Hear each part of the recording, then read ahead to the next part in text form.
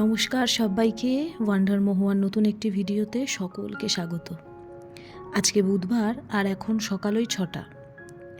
এই শীতকালে সকালবেলা ঘুম থেকে ওঠা কিন্তু বড়ই কষ্টদায়ক, সেটা বাচ্চা হোক কিংবা বড়। আমিও উঠে পড়েছি, কারণ ডোডোর স্কুল আছে।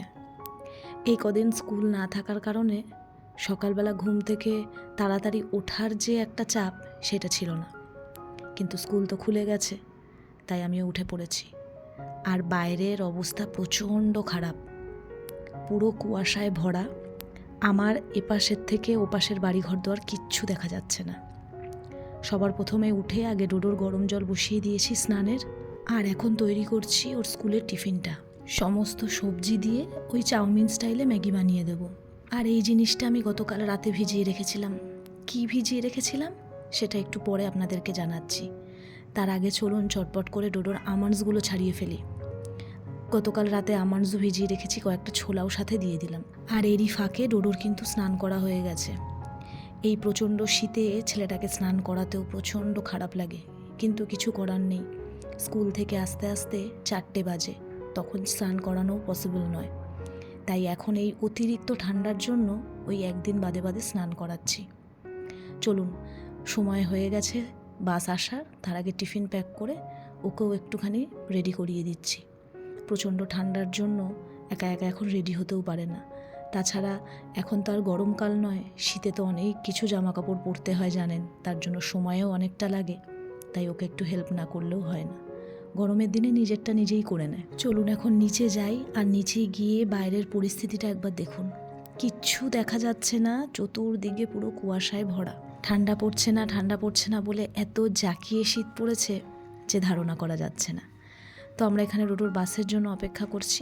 চলুন ঘরে চলে এলাম ডোডোকে বাসে তুলে দিয়ে। আর সকালে যে জলটার কথা বলেছিলাম সেইটা হলো, প্রত্যেক দিন রাত্রিবেলা এখন এই 1 সপ্তাহ ধরে এটা খাচ্ছি। জোয়ান আর জিরে, কাঁচা জিরে আর কাঁচা জোয়ান ভিজিয়ে রাখছি। তারপর সকালবেলা উঠে ওটাকে ছেঁকে জলটাকে হালকা একটু গরম করে খাচ্ছি। বিশ্বাস করুন, আমি নিজে ফল পাচ্ছি।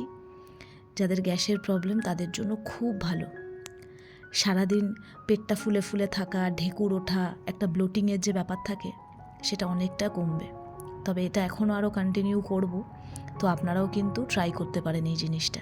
আমি আমার পার্সোনাল অভিজ্ঞতা দিয়ে বললাম। তবে এটা আমার নিজস্ব রেমেডি নয়, এটা আমি ফোনেই দেখেছি। ফোনে টুকটাক এরকম দেখে আমি ট্রাই করতেই থাকি, তবে এইটা আমার জন্য ভীষণ হেল্পফুল বলে মনে হয়েছে। তো যাই হোক, গতকাল রাতে মেজে রাখা যে বাসনগুলো সেগুলো গুছিয়ে আমি চলে এলাম রুমে। এই কটা দিন ধরে পাতলা কম্বল দিয়ে কাজ চালিয়ে দিয়েছি। পাতলা কম্বলে ওয়ার পরিয়ে নিয়ে কাজ চলে গেছে। তবে আর পারছি না, রাত্রিবেলা প্রচণ্ড ঠান্ডা লাগে, তাই বাধ্য হয়ে ওই মোটা কম্বলটা বার করলাম। রিসেন্ট 2 বছর ধরে তো সেরকম ঠান্ডা পড়েনি, তাই পাতলা কম্বলের মধ্যে ওয়ারটা পরিয়ে নিলেই কাজ চলে যায়।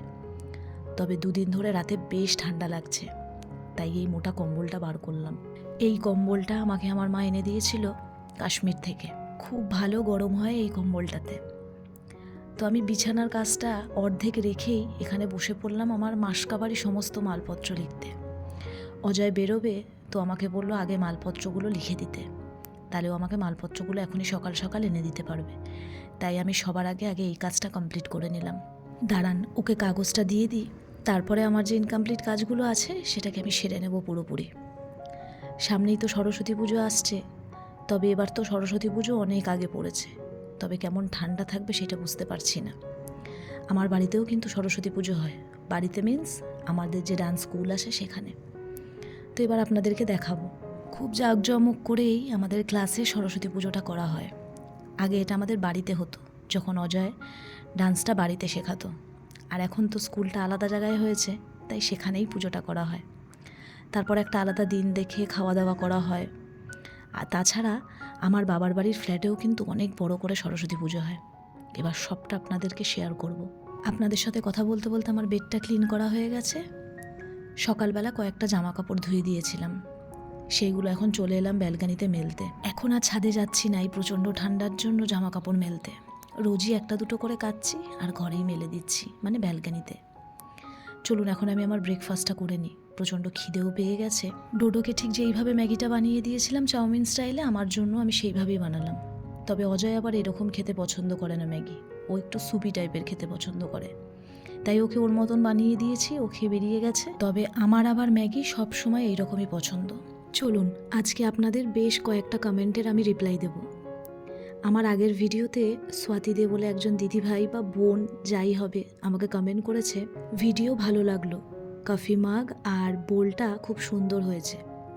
আচ্ছা, অ্যালুমিনিয়ামের ইউটেন্সিলস কি ইউজ করা উচিত নয়? আসলে রিসেন্ট অনেক ভিডিওস আমি এরকম দেখছি যার মধ্যে কিন্তু অ্যালুমিনিয়ামের বাসনপত্র ইউজ করতে না করছে। ইভেন আমার হাজব্যান্ডও আমাকে না করছে। অ্যালুমিনিয়ামের বাসনপত্র নাকি আমাদের শরীরে স্লো পয়জনের মতন কাজ করে। তবে এর আগে আমি অ্যালুমিনিয়ামের জিনিসপত্র ইউজ করতাম, কিন্তু এটা শোনার পর থেকে আর এখন ইচ্ছে করে না। তাই আমার কাছে যে সমস্ত জিনিস ছিল তার মধ্যে 80% কিন্তু আমি বাদ দিয়ে দিয়েছি, আর যেগুলো আছে সেগুলোও আস্তে আস্তে বাদ দিয়ে দেবো। তবে আর একটা কথাও ঠিক, আগেকার দিনের আমার মা ঠাকুমারা কিন্তু এই অ্যালুমিনিয়ামের বাসনপত্রেই সমস্ত কিছু করতো। তবে তখন ভেজালটাও তো সেরকম ছিল না, না? তাই এখনকার দিনে আমার মনে হয় সব কিছু জানার পরেও একটু বুঝে শুনে চলা উচিত। থ্যাংক ইউ সো মাচ আমাকে এত সুন্দর একটা কমেন্ট করার জন্য। তো আমার বেশ কয়েকটা জামা কাপড় ছিল, সেগুলো আমি গুছিয়ে নিলাম, নিয়ে এখন বেশিরভাগই ডোডোর জামা কাপড়, তো সেগুলো এখন আমি আমার জায়গা মতন রেখে দেবো। সুস্মিতা দাস বলে আমাকে একজন দিদিভাই কমেন্ট করেছে, আমুদি মাছের রান্নাটা দেখে খুব ভালো লাগলো, ট্রাই করব একদিন, আর জিনিসগুলো খুব ভালো হয়েছে। Thank you so much. তোমরা কমেন্ট না করলে আমার না সত্যি একদম ভালো লাগে না। তোমাদের কমেন্টগুলো পড়তে আমার ভিডিওতে খুব ভালো লাগে। এইভাবেই কিন্তু আমার ভিডিওতে কমেন্ট করো আর আমার পাশে থেকো। শ্রাবণী কুণ্ডু বলে আমাকে একটা দিদিভাই বা বোন কমেন্ট করেছে, হ্যাপি নিউ ইয়ার, খুব সুন্দর একটা blog. Thank you so much. আর আমার তরফ থেকেও কিন্তু a very very happy new year. Next আমাকে কমেন্ট করেছে রূপা ঘোষ বলে একজন, ফুলগুলো খুব সুন্দর হয়েছে, রুটি তরকারি দারুণ হয়েছে, চা, ঘর পরিষ্কার, সব কিছু মিলিয়ে খুব ভালো লাগলো ভিডিওটা। Thank you so much.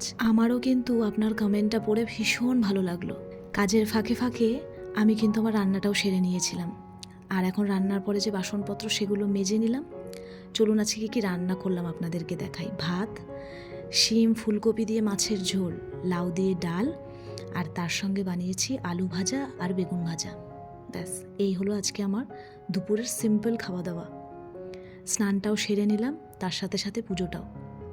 এখন এই ঠান্ডার জন্য খুব সকালে স্নান করতে পারছি না, কারণ জল কিন্তু প্রচণ্ড ঠান্ডা, আর প্রত্যেক দিন যদি গরম জলে আমি স্নান করছি তাহলে না আমার পেট গরমও হয়ে যাচ্ছে। তাই অতিরিক্ত ঠান্ডার জন্য এখন আমি স্নানটা পরেই করছি। যাই হোক, আজ তবে এতটাই, আপনাদের সঙ্গে আবার পরে দেখা হবে।